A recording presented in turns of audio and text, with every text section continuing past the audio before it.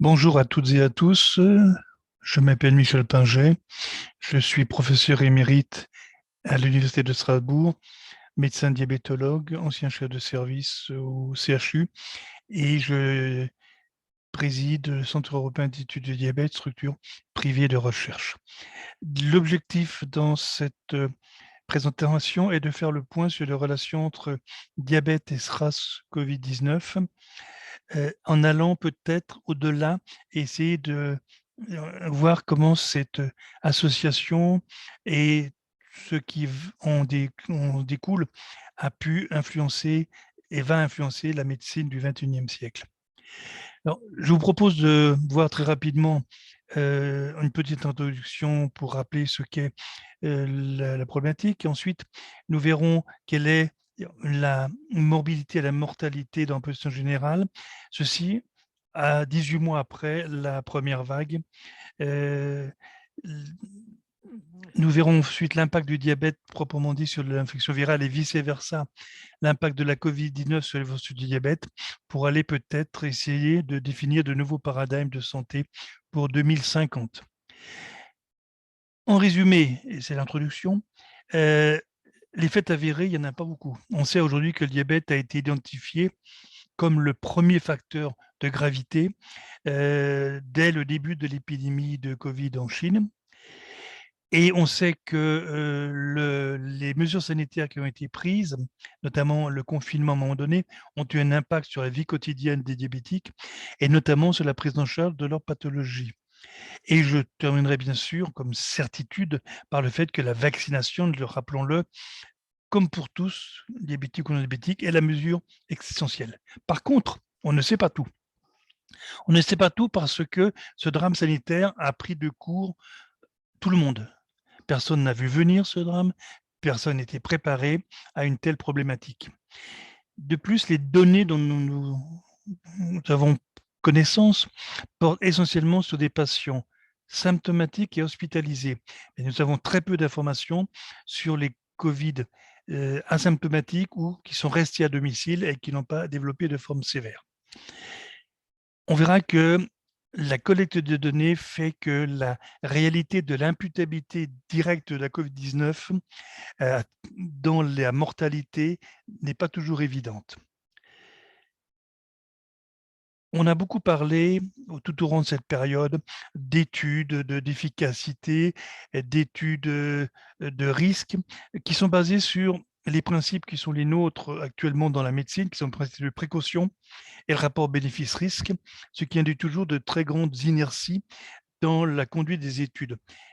Ceci est incompatible avec ce qui s'est passé où, au contraire, on était dans une situation de médecine et de recherche de guerre. On a très peu d'études anatomopathologiques qui étaient faites et puis, malheureusement, la communication scientifique et médiatique a peut-être semé le doute et peut-être entraîné une certaine désaffection des sujets pour la prise en charge de cette maladie. Rappelons peut-être pour commencer quelques données générales concernant cette problématique infectieuse, cette pandémie virale qui s'étale dans le temps et qui a la caractéristique d'évoluer par vagues. Et si on regarde aux États-Unis, on voit par exemple que lors des vagues, on a 15 pour 1000 patients qui sont concernés chaque mois, alors qu'entre les vagues, on est 1,5 pour 1000. Il y a également une très grande variabilité que l'on ne s'explique pas très bien selon les pays, variabilité qui peut aller d'un facteur 1 à 10. La deuxième certitude, c'est qu'on a eu lors de la première vague une très lourde mortalité qui a augmenté en fait de 20% la mortalité habituelle sur la même période et sur l'année en cours. Ces chiffres sont comparables à ce qui avait été observé notamment par le Royaume-Uni lors des deux guerres mondiales, lors de la grippe espagnole ou lors des dépressions de 1929. Là encore, très grande variabilité selon les pays. On voit que des pays comme la Nouvelle-Zélande, le Vietnam, la Tanzanie ont compté très peu de décès, alors que les USA, l'Inde, le Brésil, le Mexique, l'Europe d'ailleurs, ont compté énormément de décès. Et puis, reste que là aussi, des inconnues sont importantes. Pourquoi ne peut-on pas imputer à la Covid-19 20-25% des cas de décès, de surdécès dans cette période? Peut-être parce que ceci était mal fait. Et puis, qu'est-il devenu dans cette période des autres causes de mortalité qui ont pu être augmentées par des retards au traitement ou des traitements insuffisants, ce qui a été vu notamment au Royaume-Uni par une augmentation de la mortalité à domicile, mais dans le même temps, une diminution importante, 10 à 20%, des décès hospitaliers dus aux maladies ischémiques, cardiaques et cérébrovasculaires. Est-ce que c'est une diminution réelle? Est-ce que c'est simplement quelque chose qui va être rattrapé? Il y a là de grosses incertitudes. Revenons maintenant aux chiffres proprement dit du diabète et en particulier, quelle est la prévalence du diabète dans la population contaminée? Si on regarde la population des sujets contaminés non hospitalisés, donc en fait des formes non sévères, on voit que la prévalence du diabète, même si ce sont des études très discutables, est de l'ordre de 8 à 10%, c'est-à-dire exactement la même prévalence que dans la population générale. Ce qui laisse penser que le risque de contamination n'est pas augmenté en présence de diabète. Par contre, le risque de forme sévère est très augmenté puisque on retrouve le diabète dans 30 à 41% des sujets contaminés hospitalisés, essentiellement bien sûr dans la tranche d'âge des plus de 65 ans, mais également dans la tranche d'âge de 45 à 64 ans et même un peu avant, ce qui montre là aussi qu'il y a une atteinte plus rapide et plus tôt dans la vie imputable au diabète. On a longtemps pensé que seul le diabète de type 2, cette forme dominée par l'insulinorésistance, l'inflammation, pouvait être concernée. Et une étude sur plus de 6000 cas montre que oui, le diabète de type 2 est plus concerné puisque 44% des diabétiques présentant des formes sévères, donc hospitalisés, ont un diabète de type 2, mais 22% quand même ont un diabète de type 1. Et ce qui est effectivement plus préoccupant, c'est ce que deviennent les patients diabétiques après la contamination. Et on voit que 21 à 43% vont relever d'une ventilation respiratoire assistée en soins intensifs et que surtout un tiers quasiment d'entre eux vont décéder à partir du moment où ils ont été contaminés et hospitalisés. Ceci place le diabète dans les comorbidités les plus fréquemment associées. L'hypertension, on le sait, est aujourd'hui la plus fréquente, 39,5%. Mais les maladies cardiovasculaires, paradoxalement, sont moins associées aux formes sévères. Si on regarde dans le décès, on voit là encore que le diabète est retrouvé dans 31% des décès, à peu près au même niveau que l'hypertension ou le tabagisme, mais quand même bien en dessous de la BPCO, des maladies cardiovasculaires, des maladies rénales, des maladies du foie, en sachant que néanmoins, le diabète est probablement retrouvé dans les cas des maladies cardiovasculaires notamment. Et puis, on a pu isoler des facteurs qui peuvent aggraver le risque lié au diabète. Alors, des facteurs qui sont non modifiables, l'âge, le sexe masculin, certaines ethnies sont plus exposées, et puis les populations précaires. La présence de complications cardiovasculaires, d'insuffisance cardiaque, d'insuffisance rénale, de BPCO et de syndrome d'apnée du sommeil est clairement un facteur aggravant du risque de diabète, ce que a montré notamment l'étude française Coronado. Le fait d'être à l'insuline est un facteur de gravité et certaines anomalies biologiques, notamment sur les globules blancs, peuvent être concernées. Question sur deux sujets, l'index de masse corporelle, donc le poids. On retrouve bien sûr dans le diabète, comme partout, le rôle aggravant de l'obésité et de la sévérité de l'obésité, mais paradoxalement, chez les sujets diabétiques, on retrouve également un rôle très aggravant de l'insuffisance pondérale et que les sujets très minces sont encore plus exposés peut-être que les très obèses, ce qui est un peu paradoxal. Et bonne nouvelle, la metformine, ce médicament que l'on utilise depuis plus de 50 ans et qui reste le médicament de première intention dans le diabète de type 2, semble protéger contre le risque de faire une forme sévère. L'hyperglycémie joue-t-elle un rôle? Est-elle un marqueur? Alors oui, l'hyperglycémie aiguë est un marqueur. Et je vous ai montré ici simplement des chiffres où on voit que quand la glycémie monte, le risque relatif de décès explose. Et donc, il est évident que la glycémie à l'admission est un facteur sévère, un indicateur majeur du risque de décès. Mais il faut savoir que l'hyperglycémie aiguë est un facteur de lutte contre les infections, contre les maladies aiguës, et que, en fait, on peut poser la question de savoir si cette hyperglycémie est le signe d'un diabète plutôt aggravé ou est le signe d'une forme plus sévère d'infection, et donc cause ou effet, et probablement qu'on on a les deux. Parce que si on regarde l'hyperglycémie chronique, donc l'hémoglobine glyquée, qui est le marqueur de la glycémie sur les 2 mois qui précèdent, on a des études très discordantes, mais on n'a pas l'impression que le niveau d'équilibre chronique du diabète joue un rôle. Donc, c'est vraiment l'hyperglycémie aiguë qui est en cause. Et puis alors, on a vu sortir des papiers pour dire que le Covid favorisait l'apparition de diabète. Probablement oui, puisque toutes les maladies, quelles qu'elles soient, sur des terrains génétiques prédisposants, peuvent favoriser l'apparition de diabète. Mais je ne pense pas que ce soit ça un des enjeux majeurs. On se pose naturellement la question de savoir par quel mécanisme le diabète, donc l'état d'hyperglycémie chronique, peut favoriser l'apparition de formes sévères et de décès dus à l'infection virale. On a 4 hypothèses possibles. Le déséquilibre glycémique important, on a vu qu'a priori ce n'est pas le cas. Une modulation immunitaire, donc une réaction, une diminution des réponses immunitaires. Là aussi, on n'a pas l'impression que ce soit le cas, puisqu'on a vu que les diabétiques ne sont pas plus souvent contaminés. Restent 2 hypothèses, la simulation inflammatoire et les troubles de la coagulation, qui correspondent très bien d'ailleurs à ce que l'on préconise comme traitement actuellement, les corticoïdes pour réduire l'inflammation et les anticoagulants pour régler les problèmes de coagulation. Et tout naturellement, on comprend peut-être une partie de la relation, puisque le diabète, on le sait, n'est pas seulement une hyperglycémie chronique, c'est d'abord un état pro-inflammatoire. L'excès de sucre et l'hydrolyse de ce sucre entraîne la production de dérivés pro-inflammatoires. On sait également que en cas d'obésité, ce qui est le cas le plus fréquent quand même dans le diabète, l'excès d'adipocytes entraîne une activation des macrophages présents au sein du tissu adipeux qui vont aller envoyer des cytokines également pro-inflammatoires. Et on sait que cette inflammation joue un rôle important dans l'histoire du diabète, puisque l'atteinte vasculaire, qui est quand même l'atteinte première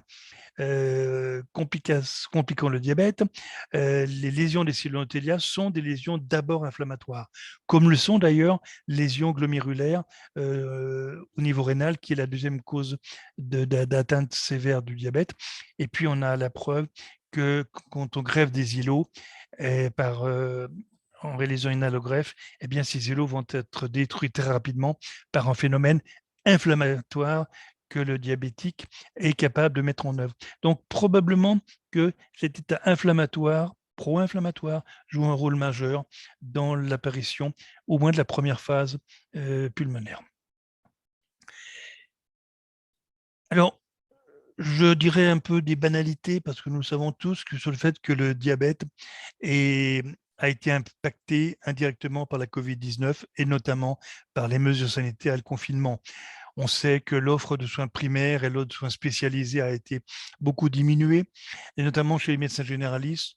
Toutes les motifs de consultation ont été diminués de 10 à 65%, sauf d'ailleurs, et c'est très indicatif, celles liées à la consommation excessive d'alcool et de certaines drogues. On a diagnostiqué moins de diabète, on a fait moins de contrôle d'hémoglobine A1C et on a les interventions vasculaires pour préserver les amputations ont été indiscutablement moins nombreuses durant cette période, ce qui a pu avoir un impact sur le risque individuel. Et puis, bien sûr, cette période a modifié le comportement de chaque individu et ceux qui ont le diabète également, avec des choses d'ailleurs là aussi très contradictoires. On constate par exemple que le comportement alimentaire familial a été plutôt amélioré dans la mesure où les difficultés d'approvisionnement ont fait que les familles sont très souvent revenues à une cuisine plus traditionnelle et dont on sait qu'elle est meilleure pour la santé. Mais dans le même temps, et c'est probablement également l'impact du stress, on voit que la consommation de sucre raffiné a augmenté de 20 à 40%. Même chose au niveau de l'activité physique. L'activité physique de loisir a indiscutablement augmenté, mais sûrement pas l'activité physique et sportive et l'activité physique adaptée. Et in fine, la sédentarité a augmenté. Alors, elle a surtout augmenté chez les enfants, qui malheureusement sont les grandes victimes de ce confinement, où on a pu constater l'augmentation considérable du temps écran, et ça, quelles que soient les études. Et ceci nous amène à nous poser la question, est-ce que tout ceci est en train d'annoncer une nouvelle médecine, une nouvelle santé pour les années à venir, et je dirais pour la première moitié du XXIe siècle. Alors, je vous rappelle qu'aujourd'hui, l'OMS nous incite à distinguer deux types de maladies. Ce qu'ils appellent les communicable diseases, les maladies transmissibles, et les non-communicable diseases, les maladies non transmissibles. Les maladies transmissibles, ce sont celles, par exemple la Covid, où on assiste à une transmission inter-individu d'un agent pathogène. C'est ce que Pasteur décrivait en son temps, il était le pionnier, one germ, one disease. Elles ne sont pas évitables. Et effectivement, le chef de file, le chef d'orchestre de ces maladies transmissibles, c'est l'infectiologie. Et puis, de l'autre côté, il y a des maladies non transmissibles qui sont des maladies, elles, liées à la civilisation, au mode de vie, et qui sont des maladies dont le diabète est l'exemple type, et qui mettent en jeu à la fois une prédisposition génétique et l'impact d'un changement de mode de vie, un changement probablement assez brutal dans certains cas. Elles sont évitables, ces maladies chroniques, puisque imputables effectivement à un mode de vie. Le point commun entre les maladies infectieuses et les maladies chroniques, c'est qu'elles évoluent toutes aujourd'hui sous forme de pandémie. Je vous ai présenté ici ce qu'on appelle la transition épidémiologique, c'est-à-dire comment on voit depuis des années l'évolution des causes de décès avec trois périodes. La première période qui, grosso modo, va jusqu'au début du XXe siècle, et où on voit que l'essentiel de la mortalité est dû à des maladies contagieuses, et en termes de maladies chroniques, à la famine et aux épidémies violentes. Et puis, une faible taux de proportion de décès dû à des maladies proprement chroniques. Et puis on voit que on a, entre guillemets, ce qui promène plus aujourd'hui un terme acceptable, un recul des pandémies. Ça veut dire que l'essentiel de cette mortalité infectieuse touchait les enfants, et l'amélioration de la prise en charge des enfants fait que ces pathologies sont en train de disparaître progressivement, étaient en train de disparaître progressivement, et que dans le même temps, le changement de mode de vie, notamment l'hyperalimentation, la réduction d'activité physique, le stress, le vieillissement de la population, amenait à l'explosion des maladies non transmissibles, comme le diabète, comme l'hypertension, comme la dépression, etc. Et la troisième période, qui aurait dû être celle du XXIe siècle, se voulait marquée essentiellement par les maladies non transmissibles, alors que les maladies infectieuses transmissibles étaient vouées théoriquement à la disparition. Alors, les maladies chroniques, effectivement, sont aujourd'hui la première pandémie. Et on peut le résumer assez simplement les choses. L'homme a utilisé au cours des 50 à 80 dernières années un niveau de connaissance scientifique extraordinaire qui a permis une explosion technologique, la Silicon Valley, qui a permis une amélioration de la vie au quotidien de nous tous, GPS, téléphone portable, etc. Mais aussi qui a entraîné indirectement des modifications du mode de vie, à la fois sur le plan alimentaire et surtout sur le plan de l'activité physique. Et dans cette démarche, l'homme est aussi porteur d'une prédisposition génotypique et phénotypique à un certain nombre de choses, marquées, comme on l'a vu avant, par la famine notamment.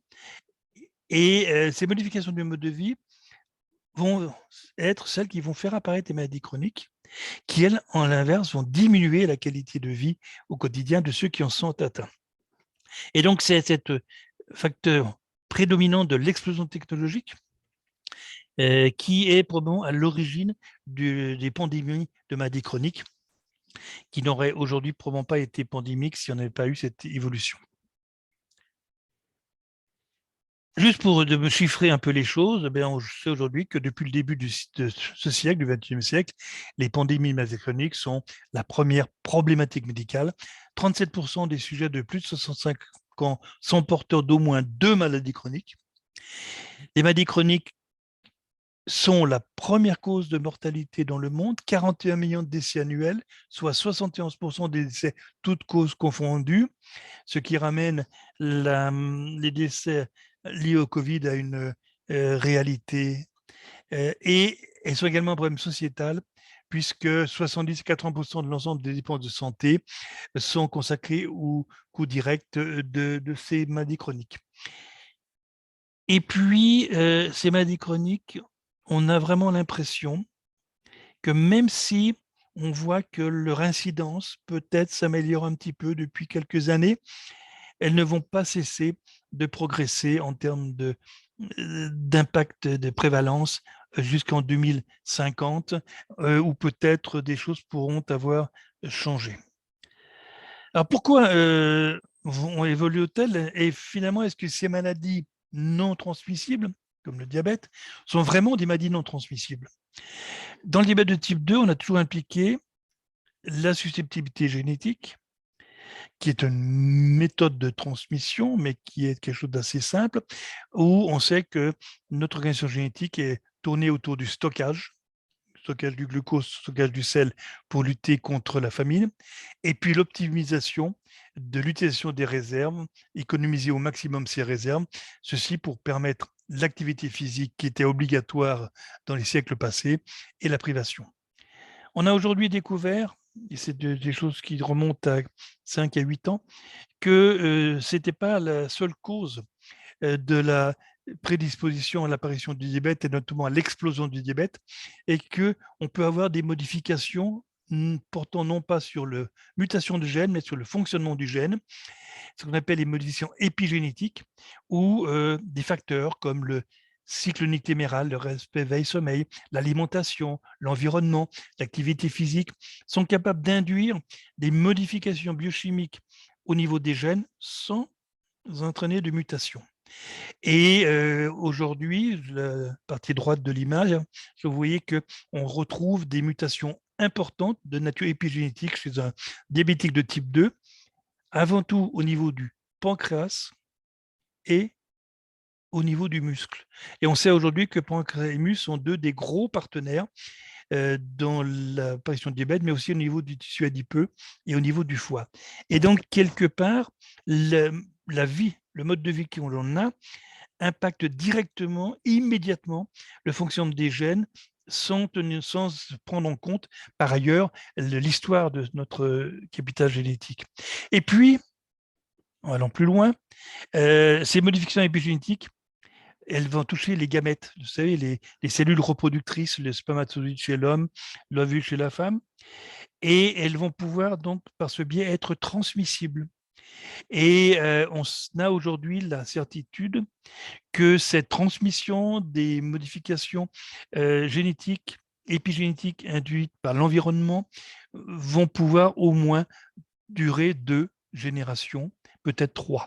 C'est la raison pour laquelle on pense que nos maladies chroniques vont aller véritablement jusque vers 2050. Alors, si je reprends la partie droite, le cercle, on comprendra bien comment finalement aujourd'hui le diabète de type 2 peut apparaître et surtout exploser en termes de fréquence, puisque si vous regardez les petits spermatozoïdes à gauche, et vous voyez qu'ils arrivent porteurs parfois de messages négatifs, favorisant l'apparition d'un embryon puis d'un fœtus prédisposé à développer un diabète, et que l'alimentation in utero, le tabagisme maternel peuvent avoir également un facteur favorisant, et que, in fine, l'enfant qui va naître, non seulement sera porteur des gènes de ces générations précédentes, mais également conçu avec des gènes modifiés, qui n'empêchera pas que, bien sûr, arrivé à l'âge adulte, enfant puis adulte, il va continuer à connaître des facteurs environnementaux qui vont aggraver les choses. Et on peut ainsi voir un cercle vicieux, indiscutable, qui explique le diabète. Ce qui est important pour moi, c'est que ça montre qu'il y a une transmission intergénérationnelle sur au moins 2 générations du mode de vie d'une première génération. Ce qui veut dire que finalement, ces maladies non transmissibles sont quelque part transmissibles et pas seulement sur la notion génétique, mais sur des notions beaucoup plus fines et beaucoup plus modulables. Mais là aussi, c'est quelque chose peut-être d'évitable puisqu'on peut envoyer des contre-messages épigénétiques. Et puis l'autre aspect, est-ce que les maladies dites comme transmissibles, non chroniques, ne sont pas en train de devenir aujourd'hui des maladies chroniques? Oui, probablement parce que on voit que nombre de maladies répondent aux caractéristiques des maladies chroniques. Maladie chronique, c'est une maladie dont la durée de survie est longue et donc le traitement long, dont le coût social est important, qui met en cause une association prédisposition génétique, mode de vie et qui peut faire l'objet d'une prévention. Alors on voit aujourd'hui que de nombreuses maladies initialement considérées comme aiguës sont en train de devenir chroniques. Parce que la médecine a fait des progrès ou parce que la médecine a connu des limites. Et j'ai pris quelques exemples. En oncohématologie, on sait aujourd'hui que la majorité des cancers sont devenus des maladies chroniques, alors que l'espérance de vie auparavant était très limitée. Et ça, c'est la conséquence, bien sûr, de l'amélioration des prises en charge. En infectiologie, la maladie de Lyme, le sida sont des maladies qu'on voit évoluer aujourd'hui sous forme de maladies chroniques. L'une, la maladie de Lyme, parce que probablement le diagnostic n'est pas toujours fait à temps, et le sida, au contraire, grâce au progrès indiscutable de la médecine. Et quand on voit l'histoire de la Covid-19, on peut se demander si on n'est pas non plus devant une maladie infectieuse, mais chronique. Et donc, cette dissociation entre deux types de pathologies n'est peut-être plus du tout d'actualité et que toutes les maladies qui vont marquer le XXIe siècle seront des maladies chroniques d'origine infectieuse, d'origine environnementale, et que tout ceci doit nous amener forcément à reconsidérer l'organisation de nos systèmes de santé, puisque qui dit maladie chronique dit prévention, qui dit maladie chronique dit pluridisciplinarité, et donc il va falloir qu'on privilégie la prévention et la pluridisciplinarité dans l'organisation des systèmes de santé. J'ai eu le privilège de découvrir le modèle danois, qui est probablement le modèle le plus performant, comme d'ailleurs les modèles scandinaves en général, et qui vraiment met en avant cette politique-là, qui n'est pas encore suffisamment développée en France. Et puis, au-delà, bien sûr, la santé, c'est un élément de la société, et c'est un élément de la gestion politique, et bien sûr, ceci va impliquer des choix sociétaux importants. Alors, peut-être pourrait-on finir en parlant de renversement des valeurs. Le renversement des valeurs, c'est que bien sûr, l'explosion technologique est un acquis, mais ça ne doit pas être une fin en soi, que l'homme doit se rappeler qu'il est quand même un être humain avec une organisation génotypique et phénotypique, qu'il faut que l'explosion technologique ne modifie plus aussi brutalement les modes de vie, mais qu'elle soit utilisée au contraire pour traiter, accompagner, prévenir les maladies chroniques, et que dans ces conditions-là, la qualité de vie des sujets atteints de maladies chroniques qui seront les maladies des 30 ans à venir sera acquise avec une vie au quotidien également améliorée par cette explosion technique. Donc, revenons à la valeur de l'homme qui doit être au centre de notre préoccupation, et la technologie au service de l'homme et plus l'homme au service de la technologie. Voilà ce que je pourrais dire en conclusion. Et je vous remercie bien sûr en vous montrant quelques références qui sont importantes dans ce sujet. Merci à vous.